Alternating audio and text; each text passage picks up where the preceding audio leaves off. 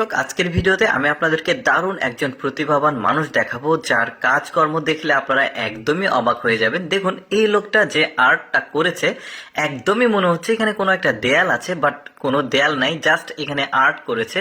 সে 3D art করেছে। কিভাবে এই কাজটা করে সে দেখুন, প্রথমে একটা সাদা পেপার নেয়, পেপার নেওয়ার পর চারিদিক দিয়ে আসলে ভিতটা তৈরি করে, তারপরে এখানে দেয়ালগুলো খুব চমৎকার ভাবে তৈরি করা হচ্ছে। এরপরে ওই ইটের যে স্ট্রাকচারটা সেটা দেওয়া হচ্ছে। মানে আপনারা বলতে পারেন এগুলো দিয়ে কি হবে। দেখুন, একজন ক্রিয়েটিভ মানুষ কিন্তু এই ধরনের ক্রিয়েটিভ কাজ করতে করতে এমন কিছু মানে করে দেখায়, যেটা কিন্তু অনেকেই করতে পারবে না। তো যাই হোক, আমরা তার আর্টটা দেখি। দেখুন কত চমৎকার ভাবে এই 3D আর্টটা সে করেছে।